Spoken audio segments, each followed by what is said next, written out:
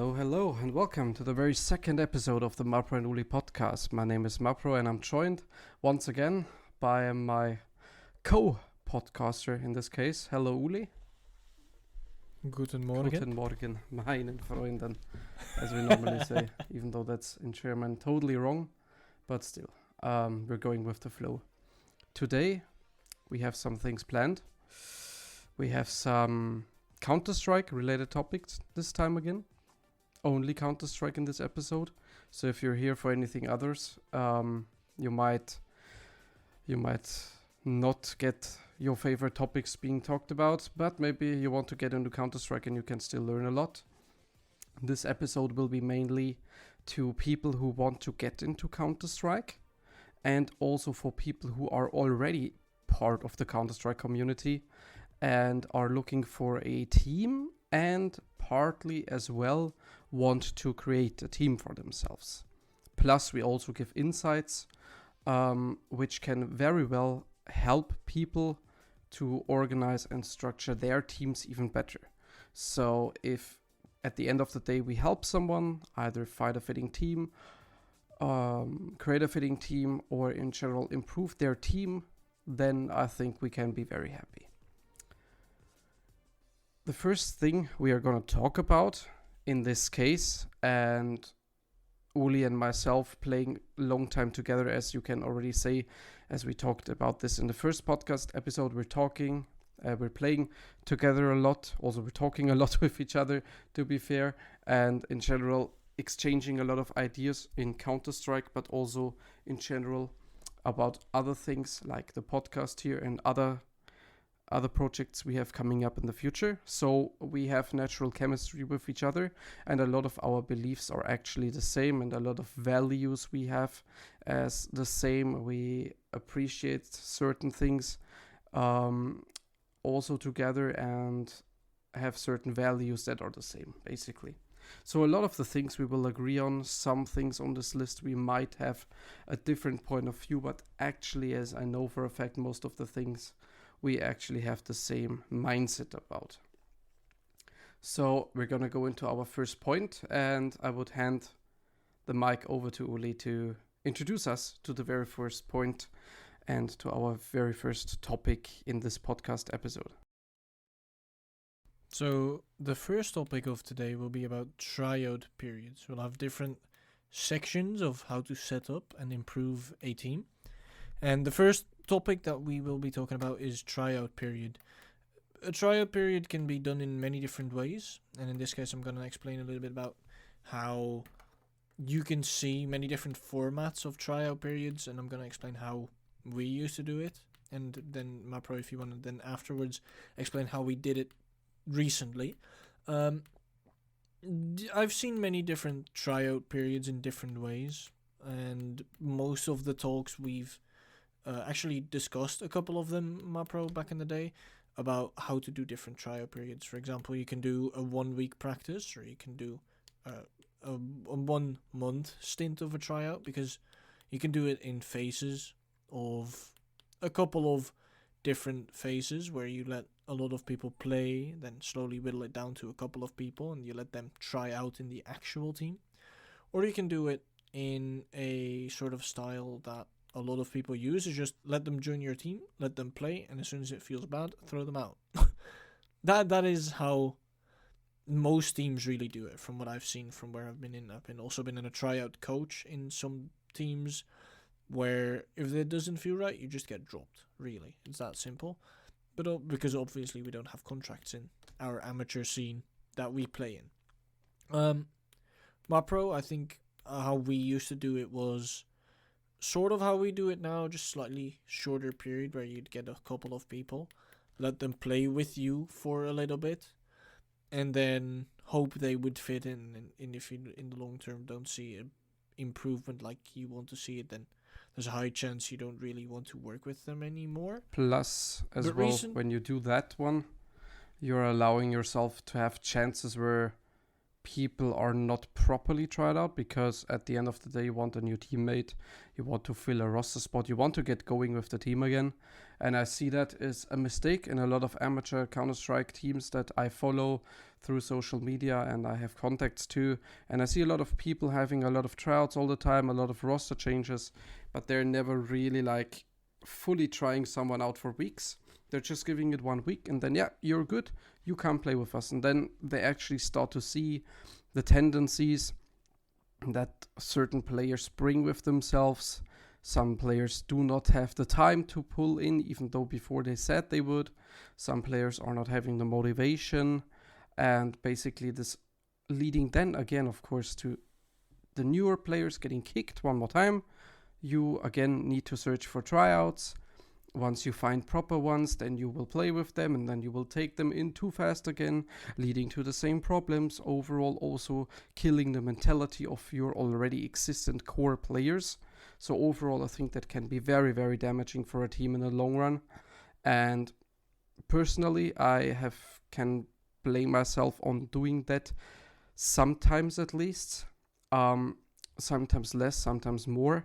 But in general, the times I did it and I took someone too fast into the team after the tryout was really very, very short, I am mostly 99% out of the time really regretted, because then later on we saw the tendencies, we saw the personal flaws the players had, we saw the dedication issues, we saw the skill difference and a lot of things. So basically, most important thing is to actually give the tryout phase the proper time it deserves. Because if you look at how we do it in the academy we have, which we also touched on a little bit in the first episode, how we have an academy in Evening Squad, is we actually have lower, I wouldn't say lower level, but differently, people that are used to different play styles, different kind of playing, because in a team you actually play as a team, and they are used to more of a solo queue style. And you can see that in the communications, in the way they play, the way they have chemistry, which I'll touch upon chemistry a little bit later. But in the trial period, we actually have done it slightly different now, to the point where I think the first episode was about 2.5 weeks ago, if I remember correctly, right? And we're still busy with tryouts. We're still trying to find people. And the people that are in, we actually, give them feedback. And we try to help them where we can and look at their attitude, look at how they play, look at their play style. Do they listen to calls from the IGL?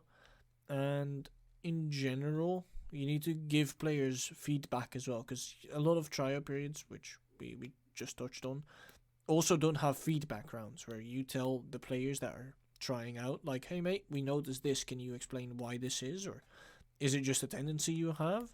We notice that now in the tryout phase, whereas people that get people in quickly, it becomes a problem, like you said, because then they start throwing them out, chemistry breaks down. That is very true. That is very true. And I mean, to be fair, one thing, we're in our current period where we are trying out the guys, and we already finished our first phase of tryouts, and it goes into the second, and we will probably even get the third, to be honest, and it will take still a little while. When I compare it with, as previously mentioned, other teams, it can be quite stressful for the tryouts, because it's not like you play with us 1 week and then yes or no, and then you can continue with us or not, because they are playing with us since weeks. But basically, as Oulie already mentioned, we are giving them feedback, we are trying to improve them and actually give them guidance on how to improve during the whole tryout series. And one more thing, we actually, even though it's not intended, but still we test their durability, if they can actually go through hard times with the teams, or with the team rather, and actually give dedication to the project. Because if someone is like, hey, I'm trying out for 2 weeks now, and you guys don't say if I will get the team or not, I'm going somewhere else, then you already know that this isn't the player that you want to play with. And on one hand, it can seem a little arrogant that it's like, hey, what the fuck are those guys doing? They're just trying out forever, and until you get the team, you're spending like weeks. But also, as Oulie mentioned, as I mentioned before, We want to make this very serious, not waste our time. And when we have finished the tryouts, we don't want to be the guys who have to go back again to a drawing board because the tryout guy we picked up just simply didn't work because we didn't look into him too much.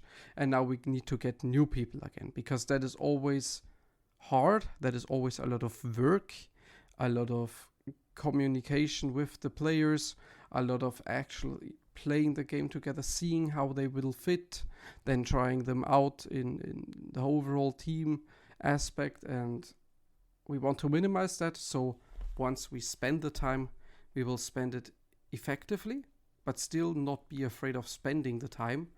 And then actually having players that we fully agree on are the best fit for the position, and not just taking our players to fill the roster, to announce it on Twitter, to announce 2 weeks later, yeah, we have kicked 3 people because they don't fit, we need new players. Because that in many other teams happens a lot of times, and mostly I believe it's very, I don't know if funny is the right word, but I find it funny sometimes because they hype up their lineups just to kick 2 players after 2 weeks. Coming back to poorly managed tryout games. If you look at it as an organization wise, management wise, like most of the organizations, if you look at a whole organization, not an evening squad, because that's run slightly different this time in the 2.0 era, as we touched on before, in the first episode. A lot of organizations are run by maybe one dude or maybe 2 dudes, and then there's a team captain below that who does most of the team stuff, or a coach if the luxury is there that there is a coach, right? And a lot of the time when there is an announcement, one of the coaches or the team captains gives to the owner or to the social media manager, hey mate, we found this dude, we've trialed him for 2 weeks maybe, and we think he's good enough, so you can make the announcement. And then 3 weeks later, as MaPro said just now, there's another announcement of is leaving our team sadly because he doesn't fit. It also looks unprofessional, because when you as a player, or me as a player, or the person who's listening, you as a player, sees that, then you're like, oh, they're quite unprofessional, they don't take care in what they're doing, because this dude only stayed for 3 weeks, why should I join them and also have the same thing after a month I get dropped? It's kind of a waste of time for the player and for yourself. Plus, you can actually agree that then this makes the overall organization part of the certain team look very, very bad. Because if you're a player and you actually want to join a team and it's not made properly, then it looks bad and it makes you look bad. And on the other hand, it's also not good for the team to get any proper tryouts in the future, because people will just be like, nah man, they have a really bad reputation, and those things are spread around, people know about those things, and certain players then have the stigma of, yeah, they're just disbanding their team every 2 weeks, even though on my part I also had that stigma around me, even though mostly it was joking. Plus people didn't actually care to see that it has been myself, it has been Oulie, it has been Matze, from basically back in Valkyria times to evening squad, and where we picked up Luca, and in 5th dimension we got Benny, and now basically we have Raphael. So at the end of the day, it has been a core of 3 people, and during the 3 different eras, let's say like that, we always added 1 person, and that's it.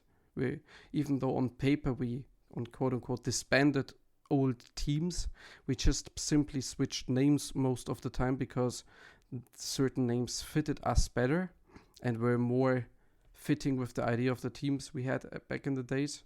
And the lineup itself has not really changed that much, which is a really great thing to have, because if you look at other teams, they always change lineups like nearly every week, and I think there is no way that you can actually build a proper team with that.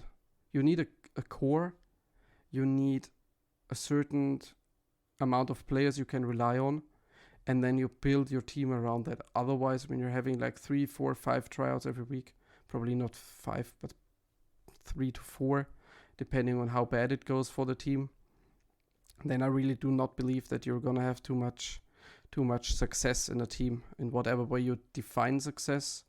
but I don't believe that you will reach whatever you want to reach because there's no chemistry, there's no core, you're always switching out players, you're not even going through hard times because a lot of the times people just quit or they get kicked because the team captain is like, yeah, this dude just bottom frag 2 game, man, we need him out, we need someone with more firepower. But then, and we're going to touch into that a little later with roles, in-game roles. Then you look at a player, okay, maybe he's not putting the massive numbers on the scoreboard, but he's anchoring every bomb site to perfection on CT side. Plus he's maybe a lurker on T side or a heavy support player who normally always lag a little bit behind in the kills because they're not where the action is most of the time, or at least they're not the first guys who can take action in fights. So that is also something to keep in mind. And in general, as me and Oulie have a lot of experience in tryouts, a lot of positive experience, and we also personally have a lot of negative experience on how tryouts have been. Oulie has been in certain tryouts here and there where the experience was negative. I heard about certain tryouts from other teams here and there where people had very negative experiences. So I think we can really make it a really good process here and a good progress with our tryouts here in Evening Squad, and actually for our academy have a proper way of tryouting our people so we don't fall flat on our nose and we need to do it all over again, but we actually know what is important, what are the most common mistakes other teams have made, and how we can capitalize and how we can hopefully make sure we don't make those mistakes. I mean, yeah, I would agree with you. We learn from our mistakes and we are working on a better way for people to join us and actually have a good, even if they would not get through the tryout for our specific team, at least we help them develop personally for them. Because as I said with the feedback rounds before, it does improve the player, and if you see the development, then other teams might also see the same development and actually pick them up instead. I think it's time to go to the next part, if you would not mind, which is the roles, as MaPro touched on slightly earlier before, which for people that are slightly newer to Counter-Strike, there is 5 people on competitive Counter-Strike teams, obviously. Sometimes 6, but that's a standard. Don't count those. 5 in the active match. One of them is highly likely an IGL or a team captain, the person who makes the decision to buy in the buy time, freeze time, and the person who calls in the middle of the round, okay guys, we are gonna do this, or we'll be playing like this at the start of the game. Then you normally have your main scoped player, scout, opper. Normally people call them opper because it makes the most sense. They play that gun a lot, they train with that gun a lot, and they're, you could say, specialized in the op. Then you have your riflers. Normally one is an entry, the person who enters sight first, if he's still alive by that point, obviously. He enters sites first, he tries to open up the site, as some people on HLTV at some point, MaPro, you said, I think they're called openers these days. So the opener / entry, and then you normally have 1 or maybe 2. The entry is normally also a star rifler. And then these days, do you really have a support, or is support more of a hybrid, MaPro? It really depends on how you want your team to be set up. I know that back then, in the days, we had hot support players where they were always doing all the supporting, like everything, dropping guns, running around with Mac 10s all the time, having a full belt of utility, sometimes even downgrading to a P250. But nowadays, I believe you can't really have a dude who is not putting the numbers because you put him into positions where he always has the worst gun on the server. You need to kind of divide that work onto everyone, even though I still believe that 1 to 2 players, how we also have it in our team, 1 to 2 players should be doing the most supporting, and then how we have it set up that you have 3 who can focus on actually killing. Of course, should not be stupid and not know any normal common known smokes, so that is always a given that people should know utility, but of course the support players know the most utility and also do the work to make their players around them shine. But still, I don't believe in the old system of having a super dedicated support player where he's not even going for any fights. He's always dropping guns. He's always having the worst gun. He's always looking out for his teammates, because sometimes a support player can actually frag out on a certain map just because he didn't fully support this game, because he had a good game himself and he himself took the fights. So yes, I do believe that 1 to 2 players should be doing the most supporting. No, I don't believe that the old role of the support is still what it is, what it has been in the back old times, that it isn't the same today. And I believe as an IGL as well, like IGL and support, back then those were the two roles where you could always have the worst players on. They didn't need to frag. Nowadays it's different. If your IGL and your support don't frag, then you're gonna run into a problem, and you probably need people in the same roles that can frag and not be a liability for the team. Yes, I would agree, because like a hybrid support, like in Evening Squad's case, you're the IGL and the Opera at the same time, but I'm the hybrid support. If we take an example, Overpass, it's a really heavy map control map. Sounds a bit weird, but the control on Overpass, you need to have map control. That's the key on the game, on Overpass. And I am a hybrid player as a support. I can play anywhere because I know util everywhere. And it does give you, in our case, it gives a lot of freedom when we need to adjust. There's a high chance I play everywhere on the map. I can play Con, I can play B, I can help on A. It doesn't matter. And I think that's where the key of an IGL and the support, or the two support, the more support-ish players is they can open up, indirectly, they can open up maps for you. They don't need to, as you said, like, there is to a degree still the part of I don't need to frag out as much, but you still have other responsibilities, like flashing your teammate and making sure they get covered, holding the flank sometimes, or as MaPro, as you and me discussed at some point in one of our conversation, is you and me are both IGLs. Matza was partly a second and was an IGL, if I remember correctly. You might want to correct me if I'm wrong there. No, just helped, but never has been fully. So then a second IGL in that case, but you still all look at the map as a captain, as an IGL, to the point where you play so far back sometimes as a support, like I do a lot of util for our team, to the point where you survive a lot of the rounds, but that means you also get in clutches a lot if you don't win them. Or if the teammates die on site, there's a high chance you're going to get in 1v1s, 1v2s, maybe even a 1v3 or a 2v3. I mean, the prime example can be Sipnix on Astralis, the clutch minister. You don't really see him a lot during the defaults. You see him throw a utility piece here and there. But when there is a clutch there, you know it's Sipnix. He might not be the best entry fragger they have, so you don't really see him doing that. But in the clutches, you know he's going to pull his weight. And same happens in our squad. When you, Oulie, you're in a clutch, everyone knows we have a really high chance that we're going to win this round. And partly that's also due to the role, because you help the other guys get into their positions. You help them get fights, then you stay alive longer, of course.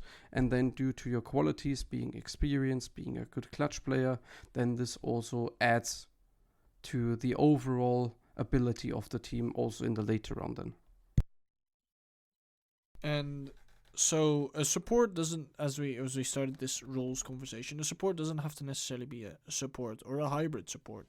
You have your own qualities, and every player has his own qualities. An entry, for example, has crispy aim, but that doesn't mean he is the best player. Or the Opera might have great flicks, but his awareness is not as good, so you need someone else to help him with that. And so everyone has their strengths and weaknesses, and we'll touch on that later, but the defaults, how to determine position, that's a key thing. Why roles are so important and determining where your players are gonna be. And then you have, as I like to call it, secondary roles. Second opper, second caller, or a second entry, for example. Those also do exist. It's not really a set role like you have an IGL. That's a set role. For example, in Evening Squad, MaPro is the IGL and he does the calling and everyone knows it. It's a set role. Whereas support, for example, already is not really a set role for me, but we all sort of agreed that I know most of the util on most of the maps, so I just by default do it. Whereas second AWPer is a set role, for example, for me, because I am experienced with the AWP, I have the AWPer movement, and it's still good to use on CT sites. A second caller is the same thing, except on our team we do it slightly different, MaPro. Can you explain that? Well, coming to the secondary caller, on our teams, how we handled it is mostly Oulie is now responsible for that job, being given he's a support player in our team.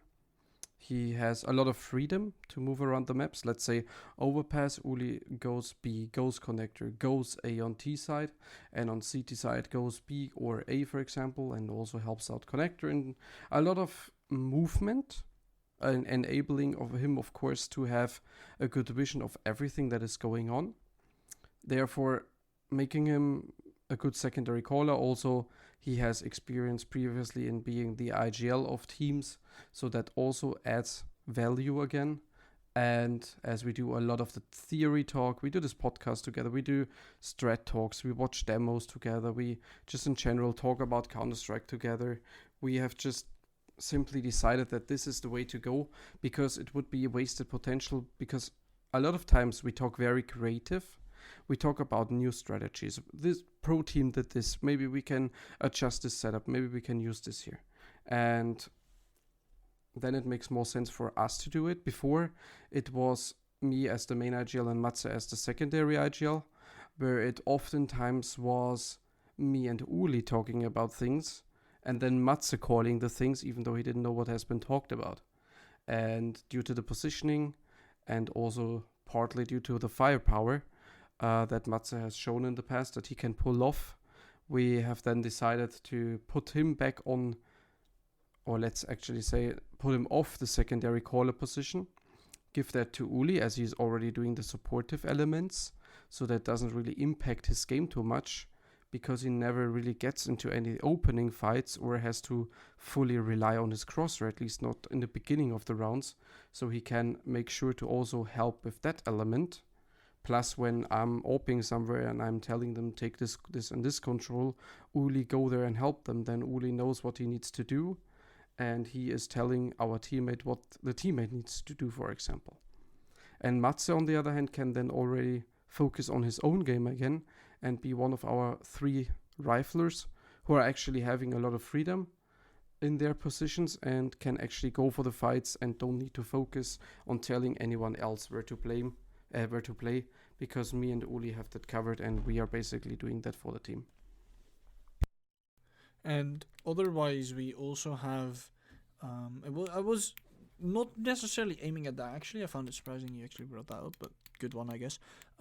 Is actually on, for example, when someone has a suggestion, it could be me, it could be Mats, it could be any Benny, Raphael, or Luca. When they have a call, and me or MaPro, normally MaPro, sometimes me, doesn't have anything against it, we actually do their idea, because there's a high chance they saw something me and the MaPro did not see, meaning there's a high chance it could work. Sometimes the calls go wrong. You can't always call right. Everyone knows it, and I've been with teams where IGLs do get tilted slightly or getting angry because they made a missed call and they start playing bad or calling worse. Whereas on this team that never really happens, because everyone makes a call and everyone knows they are responsible, but not responsible for the call. Because MaPro, in the end of the day, as the IGL team captain, makes the decision to go for the suggestion. For example, we have connector, we have bathrooms, and we have short. And most of us are around A. And Matze might, for example, call, okay, guys, let's go A and fake B, for example. Whereas we might know that there is actually only just one on A. So I might actually go against it, say, no, there's one A. We can easily get him. Fake B, go A. So, no, I think I said the same thing, but you get the idea of switching it up when we have better information.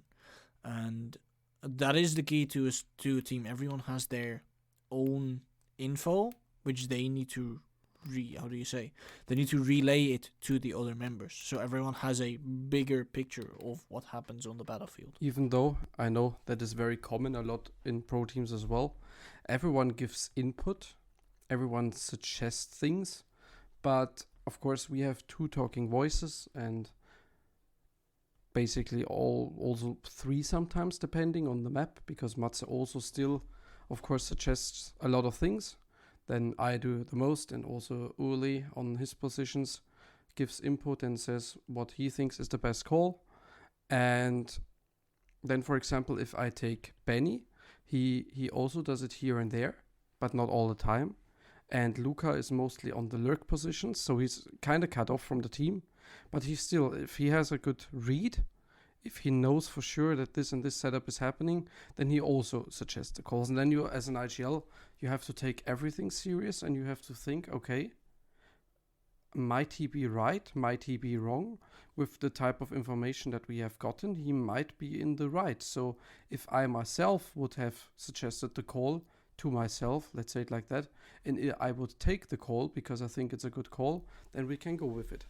And I mean, at the end of the day, it's the responsibility of me if a call is good or not the player ones, because the player just suggests what he thinks is good, and I need to then think about it again and make the proper decision to go or not to go, because he might just make a wrong suggestion because he only has limited amount of information, whereas I filter out all the information and then have like this mini-map in my head where I know for sure where certain enemies are playing, and then I will make an adjusted call which will hopefully lead us into the bomb site and lead us for a round win.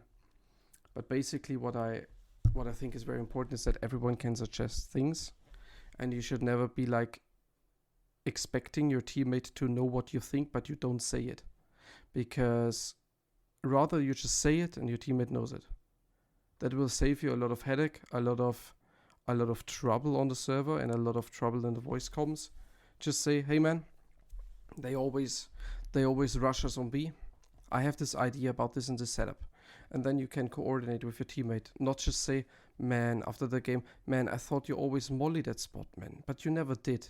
Yeah, maybe just tell your teammate, maybe just forgot it. Maybe he's having a bad day, who knows. Just don't think too much, just tell it to your teammate, and then you can work on finding proper solutions to whatever the enemy is doing. Yes, and I would like to close the rules here. After the little sponsor ad of Rogue Energy, after our little break, we'll be going more into defaults and how to determine people their positions, as well as setting up your players how they are comfortable, or sometimes even compromising their playstyles and positions.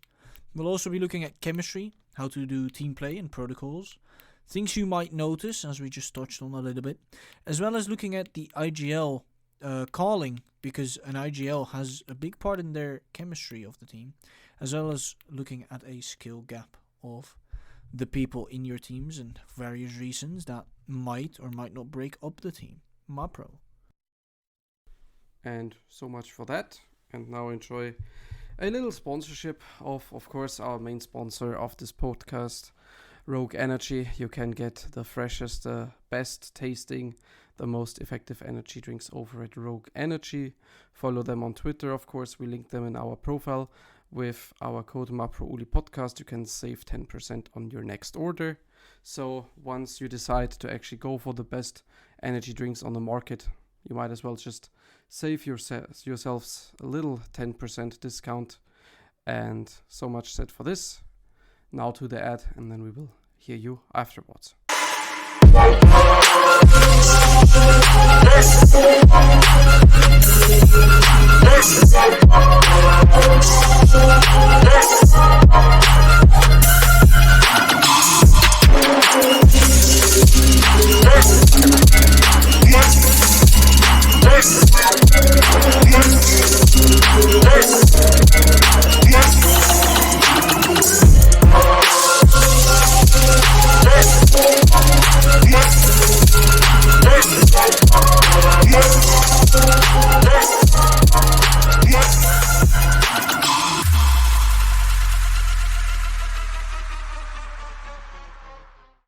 Alright, and we're back.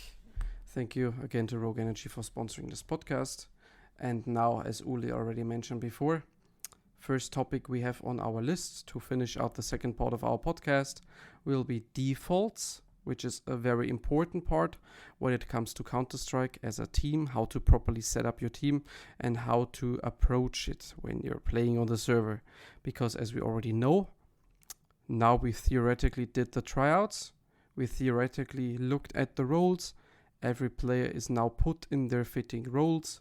So we basically have an IGL, we have an AWPer, and we have probably a support player, a lurker, and an entry fragger maybe. Also, as explained, in our team, I am IGL and AWPer at the same time. So we have, in fact, 4 riflers then. But different teams work with different solutions on the roles. Nevertheless, we want to now touch defaults, which is a very important part, where it comes to, first off, of course, determine the positions where you want to have your players in. And I personally believe I'm really good at that. I've been always really good at finding the roles, the fitting roles for the players. After I look for them, I might readjust after some weeks, because then I have the final picture of if a player is fitting for that and that role. And then I know where to put them on the map. And for example, let's take overpass again, as we practice this a lot at the moment. How you normally see your team set up is you have your AWPer on T side, on A. You have one of your riflers on A as well, and in most of the pro teams it's actually the star player. For example, in Astralis I saw Blame F is going bathrooms. In other teams, let's talk Navi for example, Bit is on bathrooms and he's also one of the star players, and he's going there with Simple. In Connector you always have one guy who is mostly working that himself. And then you have your lurker outside of B, or your lurker can often be supported. There it comes then, of course, the support again, who is helping the B guy at the beginning to get into short, and then the support can help also Connector or also help on A. And I would like to just give a pro example on this case again, because Navi, I think, is a very good overpass team. Even with the recent changes, they are still very good. They have Simple and Bit working A as a duo, even though Simple might just be Con, might just be B sometimes. So they basically have Bit on A, they basically have, if I'm right, it's Nipple in Connector, and they have Perfecto outside of B as the lurker. And then Simple and Electronic, wherever they are needed, just swap in.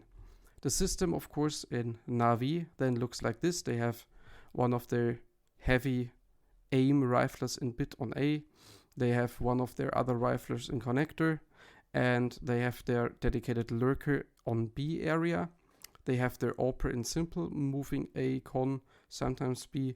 They have Electronic as their IGL rifler, B, Con, and also A at certain times of the round.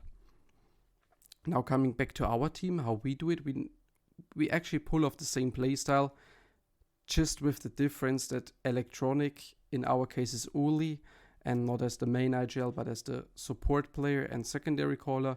But basically it doesn't really make a big difference, and I'm on A with the AWP and also go Con and B here and there and do the main IGLing, even though even lurkers can IGL, to be fair. So that is always something everyone can do wherever they play. But of course, as an AWPer, I'm always at the action, and I really like that for my personal IGLing style, because then I don't need to relay information, because then I already know what is happening. And for example, if I take Navi, I know that Navi might not be doing quote-unquote secondary calling, but I know that he's the second most vocal guy on the team besides Electronic.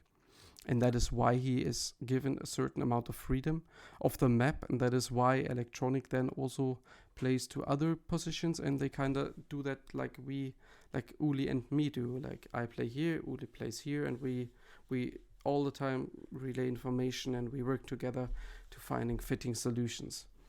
And on CT side it works the same.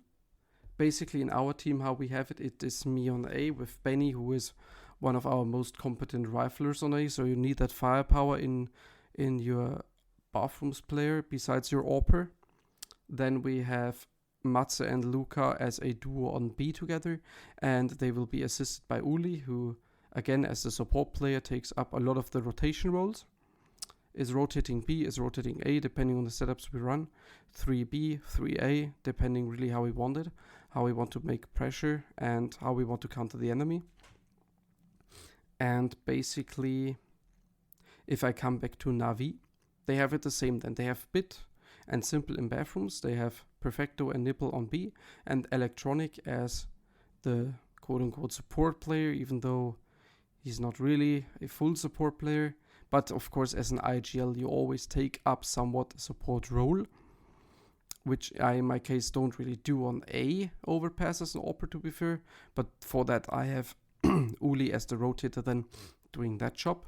So electronic on Navi, as an example, is always helping out B, always helping up A, literally being the one guy without a solid position, but actually deciding, hey, where do we want to apply the pressure? And there it comes in handy that Oulie and me always constantly talk to each other, and he might decide to add pressure here. I might decide that he should add pressure here next round, and that way we work really good together on where to effectively put him and effectively get the most out of our rounds. Yes, and I would say for T-side, I think you pretty much covered everything. And on CT side, I actually wanted to add something, because we used to be very one-dimensional on the defaults. It would always be me on B at the start, 3B taking short, and then 2A playing sort of passive to a degree, never really doing anything. And not to disrespect anyone on the team, but you could see a lot of the time when there was an A push, there was a save from the guys on B. Whereas on B, we could normally hold quite easily because we had the good rotation, because I was already there.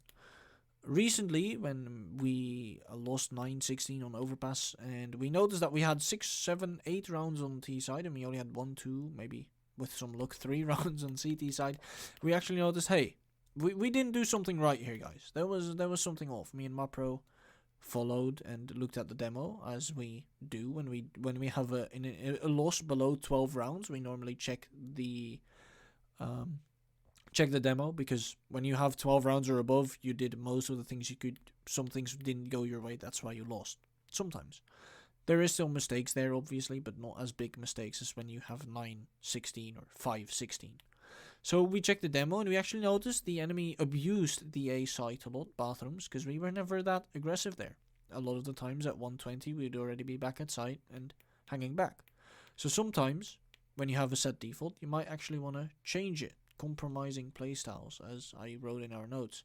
Meaning, I might actually feel more comfortable at B, or Benny might feel more comfortable playing 2A, whereas now we actually looked at some setups, some defaults to play 3A, aggressive, passive, different ways of calling, and the same we did for B when it went really horrible. Because I can tell you, when we first played B, it was quite bad. When me and Matsu worked on it, and Luca, and Raphael partly, because he is obviously our stand-in, so he needs to be informed as well. We actually did switch up the positions, got some protocols, which protocols will also be in the chemistry part after this, but besides the point. Sometimes you need to change defaults, and some IGLs might actually find that hard because they need to adapt. And some, I mean, if I can speak for myself, adaptation is good, but you shouldn't over-adapt, MaPro. That is very true. You should always find the fine line between staying true what you normally do, staying true to your identity as a team, how you approach a map, but also then of course adjusting to what the enemy is doing. But you really shouldn't go all out the way where you're like doing weird setups that you've never done before. And to be fair, as we do a lot of research, a lot of practice on the server on certain positions, certain setups, because then you know what is gonna happen if this and this and this happens, touching into protocols on what is important, how to basically fall off when they contest bathrooms heavy, how to fall off, what are we doing next, and when this and this is called, what do I need to do, what is my teammate doing.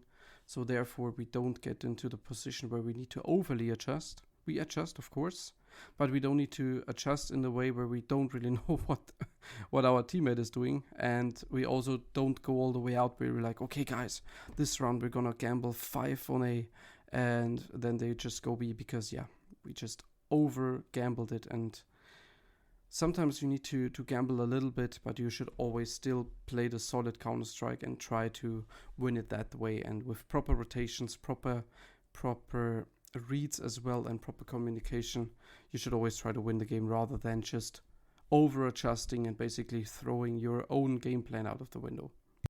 Now you say it's gambling. If we take Outsiders, which some teams might know as Game Time, they you can see on Inferno and also on Overpass, which they play. Inferno, I think, is their main map. When I was analyzing, and also what I saw from organizers of tournaments and their analyzed cast, is that a lot of the time you see Jame, the IGL of Outsiders, make a calculated call of let's stack B, let's stack A, and hope they come here. But it's estimated by him that there's a high chance they come there. 9 out of 10 times, well, I would say 9. 8 out of 10 times, 7 out of 10 times, he was actually correct, which does give you a higher chance, certainly when you're in a 4v5 or a 3v5, that you can pull it off. It is possible, but you need to make sure you have the right information. Of course, it also has to do with pre-game, watching the enemies and having found out their tendencies, which of course on our level is not a thing. So if we gamble, we actually gamble, and we most of the time don't really say, hey, they normally go B after this and this happens. They did 10 out of 11 times. So if we gamble, we gamble, and sometimes it just doesn't pay off, where it's like, if it pays off, it can be really nice, but you should always keep in mind that it's risky. It can pay off, but it's risky, and you should always know, if it didn't work out, what are you gonna do next? Yes. On the other hand, I mean, we can talk about this quite a while. Is we do read into the enemy when we are playing. We do see the enemy defaults. Oh, they play heavy A now. Maybe we, like in that game, we analyze, for example, afterwards. But also when we see that in game, we should have said, they are coming A a lot. Oulie, rotate A. Let's change it up. And maybe even when we notice they still come A, might as well say, oh, Matze, let Luca play alone, as he is our best rifler, individually speaking. Let him hold B on his own, anchor it, try his best, and trade himself out, or maybe even more. So there is a way to gamble for us. It just becomes, as you said, it becomes a harder gamble, because you never know in Face It, or in ESEA, or in matchmaking, what the enemy will do. There's a highly likely scenario that they do not go your site, or as soon as they see one, they rotate. And that's the hard part about not being able to counter strat, which is maybe a topic for another time. That is true. Even though it would be fun to outbrain pre-game, also find solutions and then anti-strat teams, but that is something that is hardly possible on this level. And I mean, it is what it is, so we don't really complain. But yeah, it's true that a lot of times you gamble a little bit, but always with the right amount of information. And most of the times, I mean, it pays off, like you said, when we keep one on B, and most of the time it is actually A, because then the call is made like in the last 20 seconds, and now the enemy comes, or if they go B, then you can retake together, maybe your B anchor gets a kill or something. So I believe in that case you can gamble, but otherwise you shouldn't really gamble too much. You should focus on solid Counter-Strike. You should focus on the basics, and that everyone knows what their job is in the default and in the game plan for the map in general. Indeed. And then the final thing I just want to quickly bring up before I move over to chemistry is, on the defaults, also make sure you know the meta of a map. For example, Anubis is quite new. No one really knows the meta to a degree. So if it works for you, what you're doing, make sure you keep doing it. And as we said before, slightly adjust when needed. So meta is also kind of a key part. Not a key part, but is also a little part of the defaults. Then we shall move on to the chemistry side of things.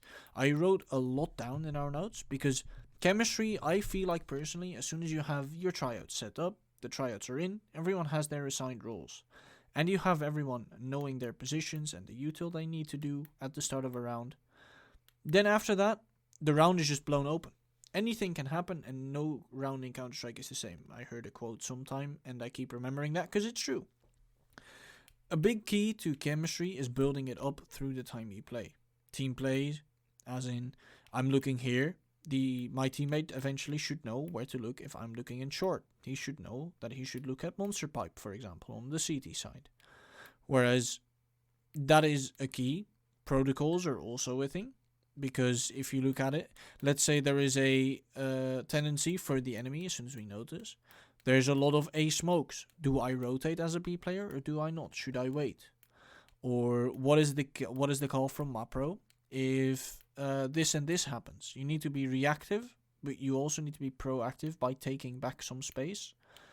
And communication in chemistry is key. You need to make sure your communication is clean and short. And I mean, if I can speak for Evening Squad, we have lacked that recently sometimes. You mean the communication part? Yeah, I would say like not recently, but I would say like certainly when we first started and like a little bit in before Christmas, let's say, because as we're recording the 22nd of January 23, we did struggle at the end of our December period, and certainly at the start when we came back after the holiday break, we did notice we were rusty and really messy communications. Even though once we touched on it and we're like, guys, we need to fix this, everyone paid attention then, and we managed to actually fix it. Where it's like now comms are 80% of the matches clean. Of course, let's say eco rounds can be a little bit messy sometimes because they don't really mean too much, because how big is your chance to win eventually? So sometimes there it's a little messy, but it's fine, even though we also came to the conclusion that you can use every eco as an additional timeout, because let's say you're playing Face It, you just have one timeout, which is normally not enough. So we like to do 1 or 2 ecos, one CT for example, one T side, just sit and spawn. On T side that is very possible, just sit and spawn, wait, just talk about what's happening, everyone tell what is happening at their spots, and then like I'm doing like, hey Oulie, what is happening here? Luca, what's happening here? Matze, what are they doing in connector? And Benny, how do you get pressured in bathrooms? Okay, if we're on T side, and then everyone explains. Now we're like at 45 seconds or 40 seconds, then I'm like, okay guys, next round, this and this is the call, we're gonna do this here. And now for the last 30 seconds, I have one flashbang, we're gonna group up Monster and I'm gonna flash you out. If we get the bomb, it's bonus, if not, it's fine. And then sometimes we even get the bomb down, and that's super awesome. Then we get some money, and next round everyone already knows the call. In freeze time it's also explained a little bit more on just saying again what we want to do, and basically that saves us a timeout, because oftentimes you need the timeout to actually take a timeout, or sometimes you need it for technical things, and then it's always annoying if you don't have another timeout. So in Face It we always do that, we use our eco rounds to talk things over. On overpass, for example, CT side, we stack long, we can already talk about things while going long. Then when we're sitting long, we talk about things. Then once we're done, we're waiting for enemy. If they don't come, we have still time to talk about stuff, and then we can just go and do whatever we want to do. But coming back to the initial point, communication in our part got really better now, and everyone now knows what their job is, and everyone knows what is important to call and what is not important to call, because you don't really want to flood your communication with unnecessary things, as this will make it a lot harder for the IGL to actually pick out the information he needs. They're flashing here. They're flashing. Oh, footsteps here. Oh my god, maybe one rotating. I don't know. I think I'm hearing one here. You know, this is not really helping. Just say there's one B, and they used mostly. You want to count Molotovs and smokes, because you can't really count flashbangs, because that doesn't really help, because they can just have another flashbang in reserve. What we normally count are Molotovs and smokes. Let's take overpass for example on A. The CT side, they double mollied in the beginning, they smoked middle, they have one more smoke bathrooms, they re-smoke bathrooms. Now you know there have been 3 players on A at a certain point in the round, and nobody has a smoke. So either you can now fake, for example, or you can even execute, because you know they will have no smokes. They only have one Molotov left. Maybe you draw that out as well with some pressure, and then with like 1 or 2, 3 flashbangs, you you run into the bomb site, they don't have any counter utility, and then you take the bomb site. So that's also something. With communication, you can always make the right amount of gambling, maybe even in the call sometimes, but also you can make the right call itself and be like, hey guys, I'm very sure if we go A here, this is going to work because they have zero utility to hold us off. And then if you draw out even more utility, then you're walking uncontested into a bomb site. Indeed, and for that is the communication part dealt with. What I was actually going to go into, which we already touched on a little bit before, is the protocols. Because protocols, you might not actually think, yeah, what are protocols? What does that mean? Well, can you explain what that means? Well, really simply put, it is something everyone knows and you don't need to tell, which means you clear the comm lines. Because, for example, if you have a B execute, that's kind of simple. You have 2 people in short, you have 1 waiting in monster and 2 doing util. Meaning the 2, you need to obviously time all the nades, which is part of team play and dry running and practice. Because you need to trust each other to clear the corners. And that comes into protocols. Everyone knows which routing to take around the site. If I'm the first entry into the B bomb site as a T in overpass, I am the first one that jumps off the bridge. I run through the bridge smoke or I peek onto site and then I swing bridge.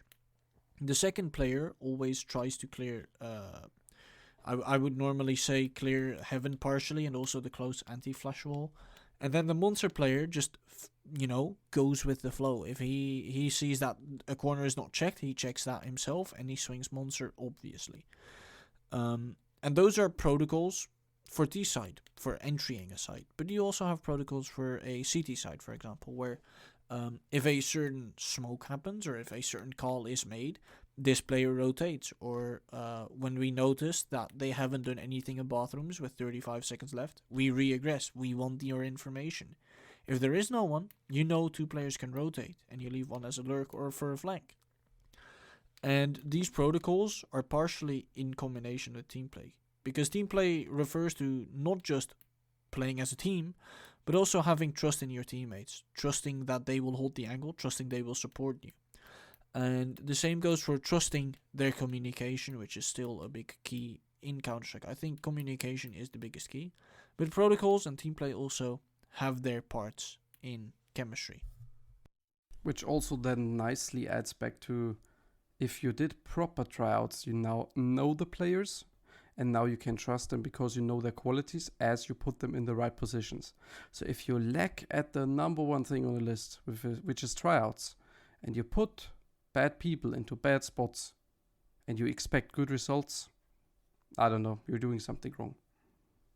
And also, as we touch now on protocols, which are very, very important besides communication, I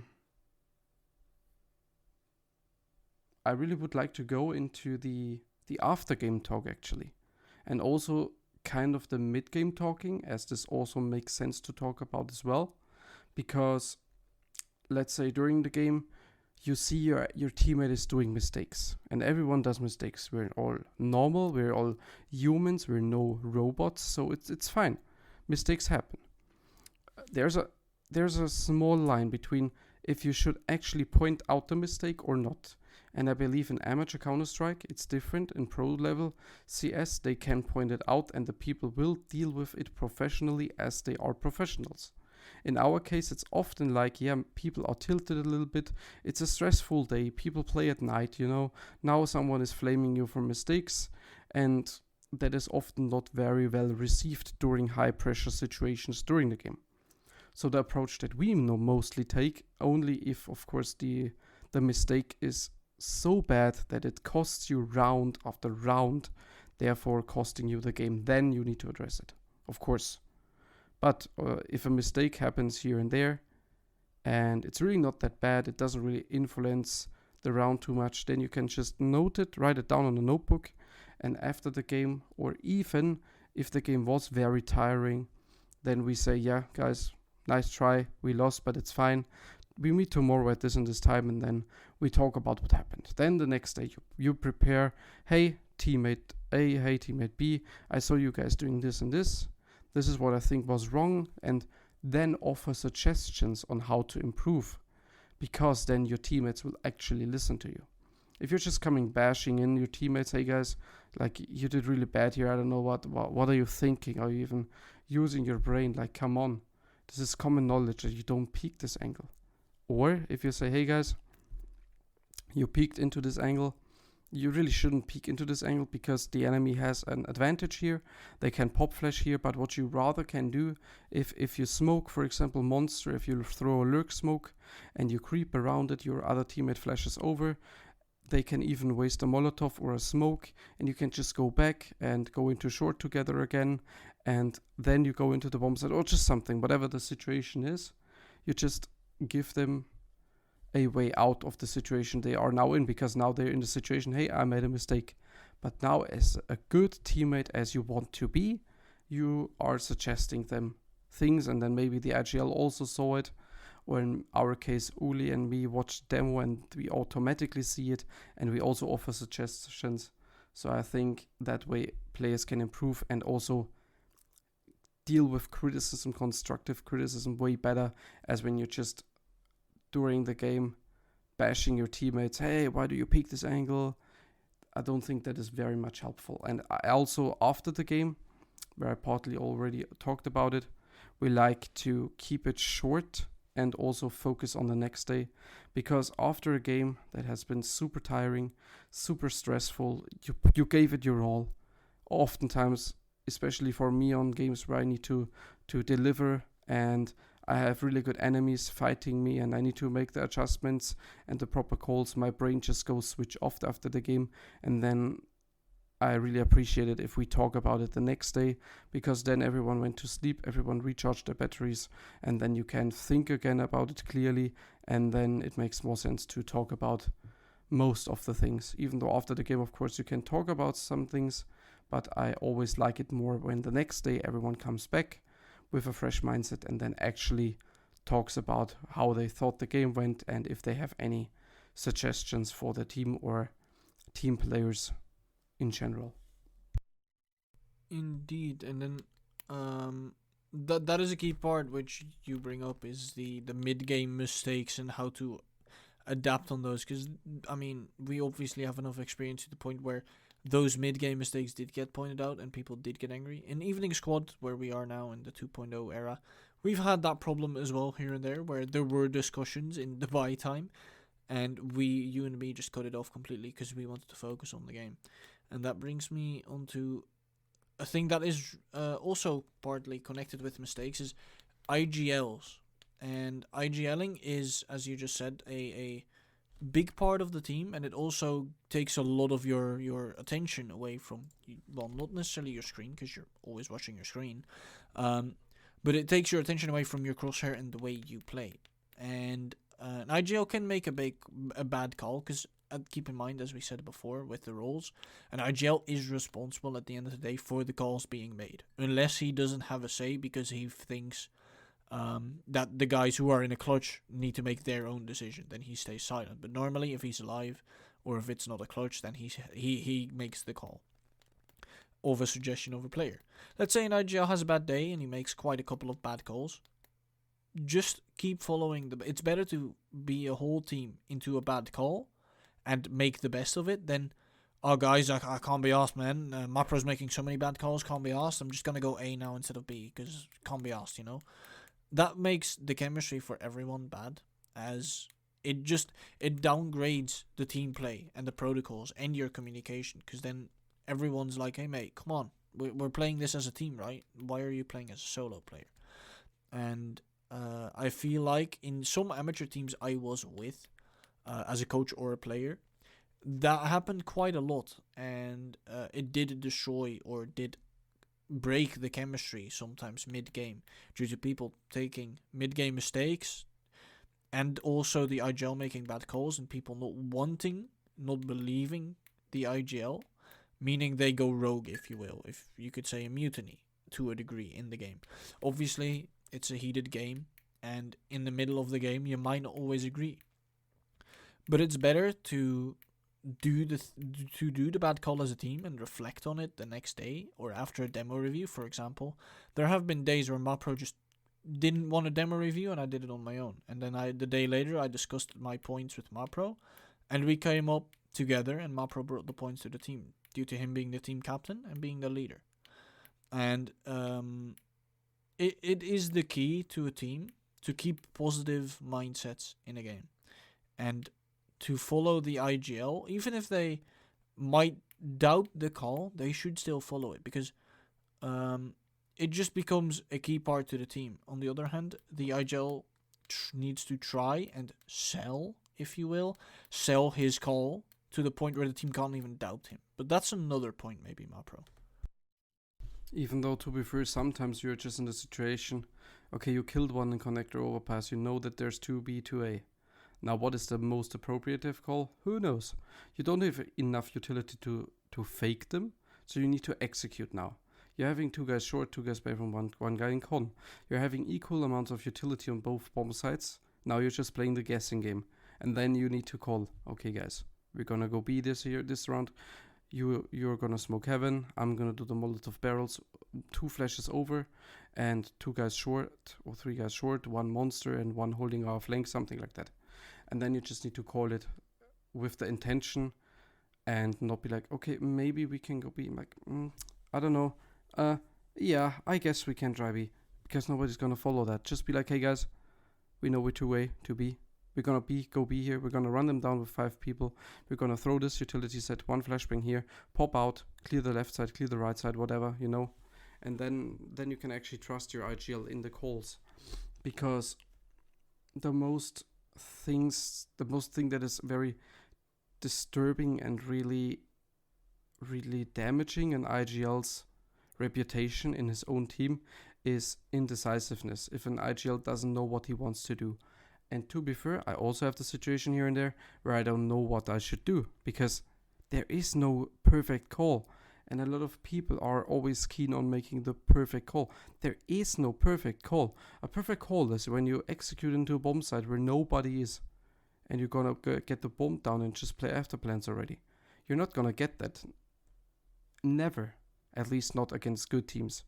You're always gonna face some enemy here and there, or utility set that goes here, smoking you off, flashing your Molotov in your HE in your face.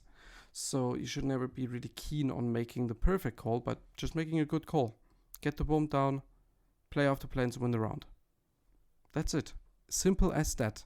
And that is also always my key. So with the information that I have, I always go for the best possible call in the situation. Not the perfect one, because that doesn't exist, but the best possible call that I believe should be made in this round. And a lot of IGLs that I've seen down the line were always like, yeah, maybe we can go here, I don't know, you know, that you could literally hear them being unsure what to do. And then the team is not going to trust you. And for a good reason, of course, because you want an IGL that is actually knowing what he's doing and that actually trusts himself. And if he doesn't trust himself, how should his teammates trust him? So, touching into that topic really shortly, it really depends on maps. Like we talked recently on Vertigo, it has been that I am working a ramp with Benny on T side, and as the AWPer and / rifler, because you can't really AWP all the time on Vertigo, I'm working that one. And let's say we have a certain amount of control. Then it is my B player, Luca, and then it is Matze in middle, and then it's Oulie who is switching between the positions to apply also additional pressure. And then a lot of times it's either Oulie doing the call or even Matze out of middle doing the call, because he can listen to the rotation. He knows that there's 2 or 3B, he knows there's 3A, 1 rotated back. And then most of the time I'm like, okay, let's do this. So me giving the confirmation that this is now the call to go for.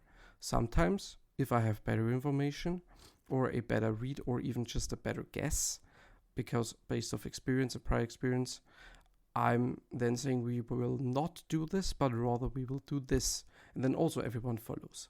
So that is very important for an up-and-coming IGL.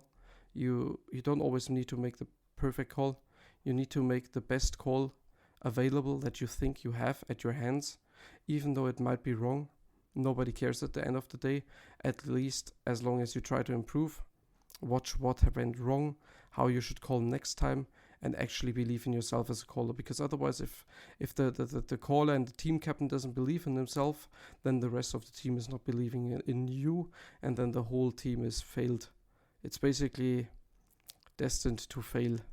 Like the IGL needs to be the one guy who is always trusting himself and making the best calls possible. Like if you look, I find this really funny, because you talked about focusing on your own screen as an IGL as well, and of course, me AWPing and IGLing takes some parts of the AWPing power away, not fully, just slightly, but also happens when you're IGL and rifle. You can't really outfrag all the time because you're focusing on other things. Same with the AWP.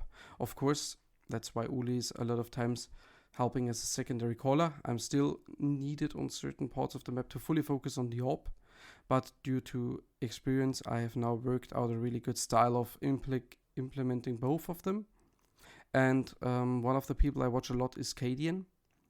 Cadian is also an IGL AWPer, has always been, and does this with a really, really good results and really good success for his team. And then also has like 4 riflers around him. And that just goes to prove that you can make it work. And in our case, me AWPing and IGLing, of course, then gives the other people a little bit more freedom as well. Because I play a more of a supportive AWPing style. Of course, I go for picks here and there and actually aggressive plays, of course. But I'm not like the full aggressive AWPer that always goes for the flashy kills, because that is not really fitting into our team mentality as well. And therefore, my other players have a lot of freedom. Where Oulie touched before about calls not being followed as the IGL is doing bad calls. Here, even if I do a bad call, I'm most of the time actually able to sell it to my team, plus my team follows what I'm telling them. On the other hand, when we default, everyone has a lot of freedom, where I believe players who are not following the calls, who are searching for that freedom after the IGL made bad calls, often just do that because before they didn't have the freedom. And as in our team, a lot of players have a lot of freedom, just a general thing, hey, you work short this round. What you're doing is up to you, man. You do you. And then you tell when you're ready with it and you're done. Simple as that. So I like to give a lot of freedom to my players, because only with a lot of freedom you have a lot of space to develop in. Otherwise, with a lot of micromanaging, you're not really thinking for yourself, you're not doing the mistakes for yourself, because you're micromanaged, so you don't do mistakes, but then you don't learn. So that is in general my personal thought about the whole IGLing part of Counter-Strike, which is very important. A lot of good guides on YouTube.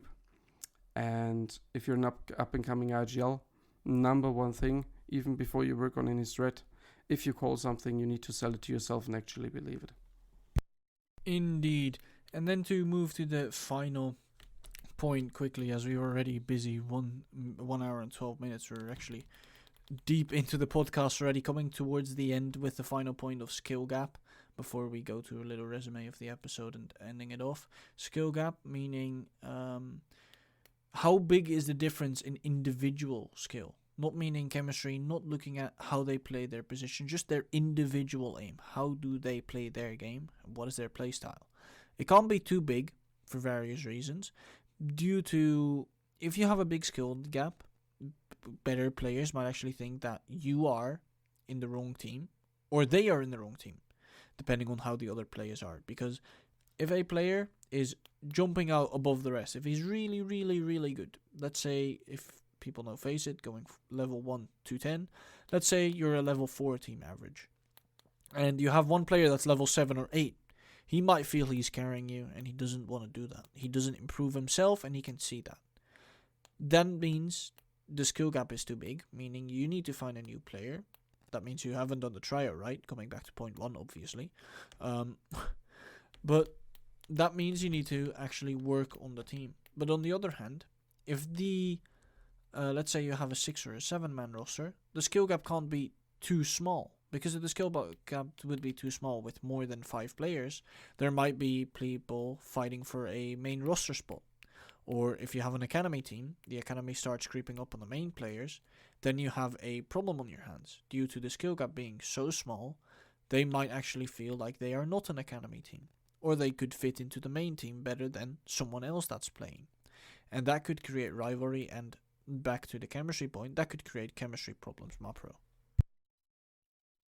Basically, that all comes down to how you organize and manage it, I believe. How we did it with the academy, we said, okay, we want this and this level, this and this hours of, and also like previous team experience, yes, no, how much.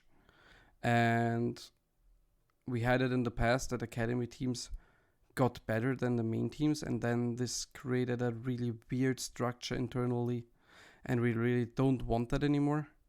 And once your academy team players are actually better than your main team players, how are you supposed to teach your academy players, because they're already better than you?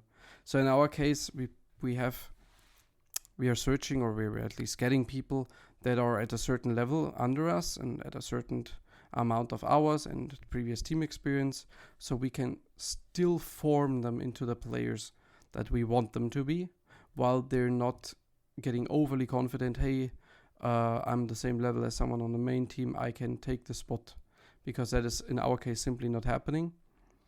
And we are very confident in the roster we have in the main roster with our 6 players.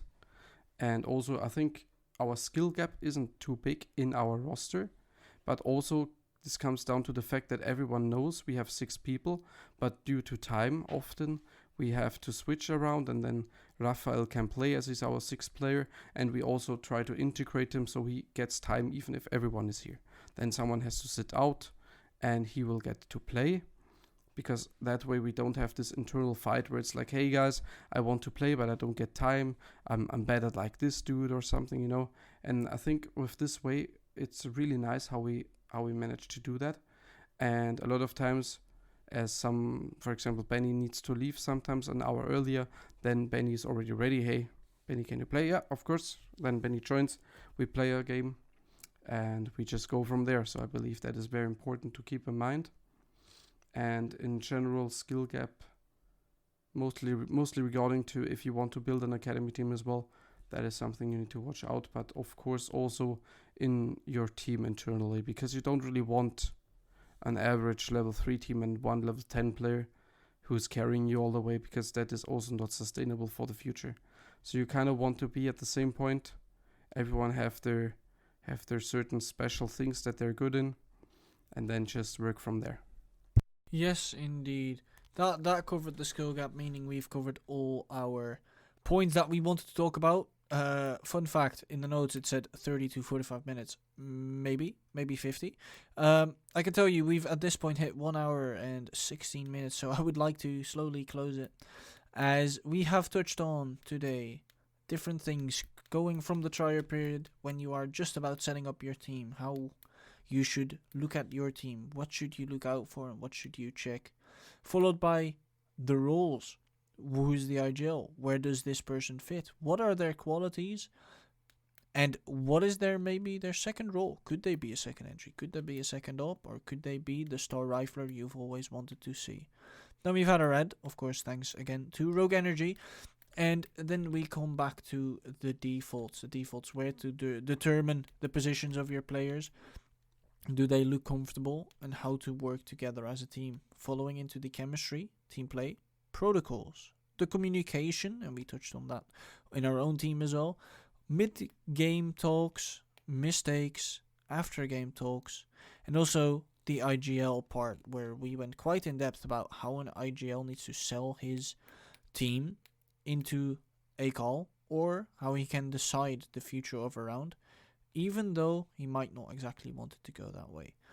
And then we also have our favorite thing, the skill gap, which was touched on really small, but I think it was good enough to the point where you understand what the skill gap means.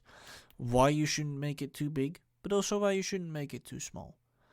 And then from me personally, MaPro, as you do the outro this time, I would like to thank you for listening. And MaPro, you may take it away. Also, one very important factor that I have to throw in here, if you, as said before, if you're in a team now, if you want to make the next step to actually make your team better, to actually find a better team, or to create the team, or whatever you want to do, anything team related, you have a question or something, feel free, shoot us a direct message on Twitter at MaPro and Ouliecast, or me personally at MaPro, or I believe Oulie is also up for it at Oulie Gaming. Just feel free, shoot us a DM on Twitter. We're gonna respond to you as soon as possible, and we are going to try to help you out with whatever questions you have, of course. And one more thing, you can apply the whole system we just have. And you can make small improvements or small adjustments rather on how you want to apply it. But overall, the structure is nearly always the same, and it has been proven that it works. You can apply this for a team that is playing matchmaking together. You can apply it for a team that is playing Face It together, and for a team that is playing scrims together. Because personally, on our team, we play short matchmaking to warm up. Now at the moment, we're focusing on Face It, and down the line, we will focus on scrims against actual teams. And therefore, this can be applied everywhere. Just saying, because if a team is only playing matchmaking and they're thinking this doesn't work here, it works the same. Literally works the same as it does for Face It, as it does for scrims. And with that, I'm gonna end it. I'm gonna thank my partner in crime, Oulie, for being here for 1 hour and 20 minutes ish. I think we had a really nice talk. A lot of topics that we taught. Now you know that it's getting late when the words don't really come out anymore. A lot of topics that we have. Okay, one more try for the last one. A lot of topics that we have talked about and we have touched on, and I really do believe this can be a really good guide for any teams, for any players that want to get going into Team Counter-Strike. Hopefully you will take some advice from us, and hopefully you will somewhat make it in our amateur Counter-Strike scene, and tag us on Twitter if you did anything remarkable, and we're gonna take a look at that and hopefully like it if it's a good thing you achieved. So we're really looking forward to what you can do with our device. My name has been MaPro, my partner in crime as always, Oulie. We thank you a lot for listening to this podcast, and we will catch you very, very soon, hopefully, on the MaPro and Oulie podcast.